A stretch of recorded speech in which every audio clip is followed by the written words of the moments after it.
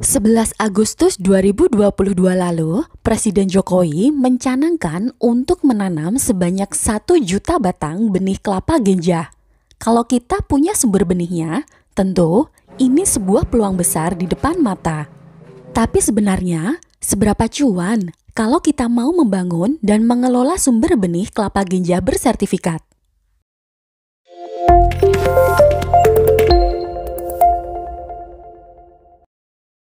Kita ingin menanam secara nasional kelapa ganja yang hasilnya itu baru bisa kita lihat setelah nanti 2,5 tahun atau 3 tahun bisa mulai kita petik buahnya. 1 tahun perkiraan bisa kira-kira 140 sampai 180 buah kelapa. Hingga kalau kita nanam secara nasional 1 juta, ya kalikan aja hasilnya berapa. Tetapi yang paling penting setelah ini ditanam, disiapkan juga industrialisasinya. Karena apa? Kelapa ini bisa dipakai untuk gula semut, bisa untuk minyak kelapa. Nah, ini disiapkan di sini, di setiap desa yang ada kelapa genjahnya dalam jumlah yang banyak. Sehingga pertama ada tambahan income untuk masyarakat, yang kedua tanah-tanah yang tidak produktif, pekarangan dan lain-lain, kebun dan lain-lain bisa ditanami kelapa ganja ini. Program penyediaan 1 juta benih kelapa ganja oleh pemerintah bisa menjadi peluang buat kita sebagai penyedia benih unggul kelapa ganja. Tapi tentunya benih program pemerintah ini harus bersertifikat dan berlabel. Benih berlabel diproduksi dari sumber benih yang ditetapkan oleh Menteri Pertanian. Jadi, untuk membangun sumber benih ada ketentuannya. Lebih lengkapnya, kamu bisa merujuk keputusan Menteri Pertanian nomor 81 tahun 2019. Dari ketentuan itu, kebun sumber benih yang dibangun minimal seluas 2 hektar. Lalu, kita asumsikan jarak tanamnya 8 kali 8 segitiga, sehingga diperoleh populasi 352 batang.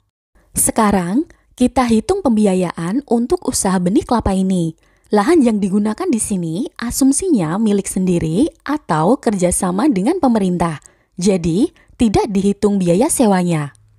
Persiapan lahan di sini ada beberapa komponen biaya, di antaranya pembersihan lahan, pembuatan lubang tanam, persiapan benih, pemupukan, dan penanaman. Jumlah biaya persiapan lahan ini sebesar Rp87.870.500. Untuk investasinya, ada pengadaan peralatan seperti instalasi pengairan, rumah kerja, gudang, hand sprayer, dan peralatan pemeliharaan kebun lainnya. Jumlah pengeluarannya sebesar Rp28.950.000. Di tahun pertama, kegiatan pemeliharaan yang dilakukan seperti pemupukan, pengendalian gulma, pengendalian hama dan penyakit, pengairan dan penyulaman. Dosis pemupukan setiap fase pertumbuhan disesuaikan dengan standar yang ditetapkan dalam Kementan. Biaya pemeliharaan tahun pertama ini sebesar Rp71.199.720.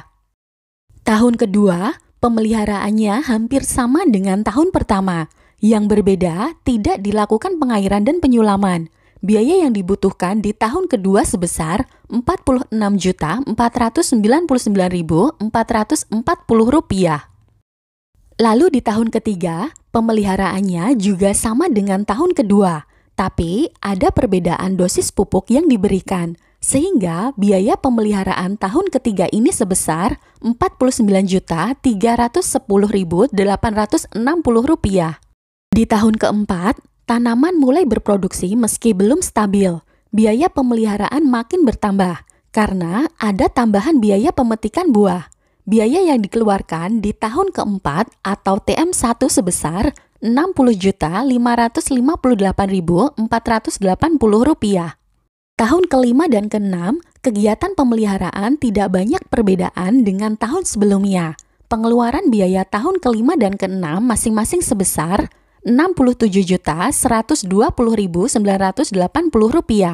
dan Rp63.708.480. Berdasar peraturan yang berlaku, kebun induk kelapa ganja bisa ditetapkan menjadi sumber benih pada umur 7 tahun. Jadi, di tahun ke-7 ini bisa dilakukan permohonan penetapan ke Direktorat Jenderal Perkebunan Kementerian Pertanian. Biasanya, pemerintah menyediakan anggaran untuk kegiatan penetapan ini. Jadi, produsen benih tidak perlu mengeluarkan biaya untuk mendatangkan tim. Biaya di tahun ke-7 ini sebesar Rp65.583.480. Setelah ditetapkan dan terbit SK penetapan sumber benih dari Kementerian Pertanian, produksi benih bisa dimulai. Dalam proses produksi benih ini, ada tambahan biaya seperti biaya seleksi benih, sertifikasi benih, pelabelan, dan pengemasan. Sertifikasi benih dilakukan setiap bulan karena penyimpanan benih maksimal 1 bulan dan biaya produksi terus meningkat mengikuti kenaikan produksi benih. Pembiayaan sudah dirinci, sekarang kita hitung produksinya. Produksi kelapa dimulai pada umur 4 tahun, tapi produksinya masih belum stabil dan ukuran buahnya belum maksimal. Kemudian, produksi terus meningkat hingga tahun ke-7. Untuk harga jualnya, kita asumsikan masih sangat rendah. Harga kelapa sampai dengan tahun ke-7 masih disetarakan harga buah konsumsi. Karena pada umur 7 tahun bisa diajukan penetapan sumber benih, jadi setelah penetapan, hasil produksi bisa dijual sebagai benih. Produksi dari kebun induk diseleksi, lalu buah kelapa yang lulus seleksi diajukan sertifikasi, sementara buah yang tidak lulus seleksi dijual sebagai buah kelapa konsumsi. Di perhitungan ini, kita asumsikan produksi per pohon per tahun sebanyak 12 janjang, dan setiap janjangnya maksimal 14 butir. Tapi kenyataannya, produksi per tahun bisa menghasilkan 14 janjang atau lebih. Benih kelapa ganja bersertifikat seharga Rp12.000 per butirnya. Perhitungan produksi benih kelapa ini kita hitung hingga tahun ke-20 dan hasil analisis usahanya payback period 6,05 tahun. Artinya, tingkat pengembalian modal investasi tanaman di tahun 6,05. Kemudian, nilai NPV dengan DF 29% sebesar Rp4.734.861,99. Karena nilainya lebih dari 0, jadi usaha benih kelapa ini layak dijalankan. Besar IRR usaha benih ini senilai 29,22.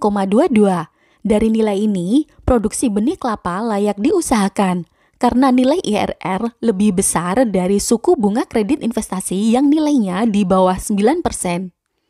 Lalu, net B per C rasio dengan DF 29% nilainya 1,016.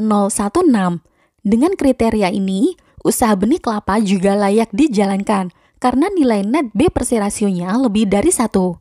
Gimana Agripreneurs? Cukup menarik kan usaha produksi benih kelapa ganja? Sekian video kali ini, ketemu lagi di video selanjutnya. Semoga bermanfaat.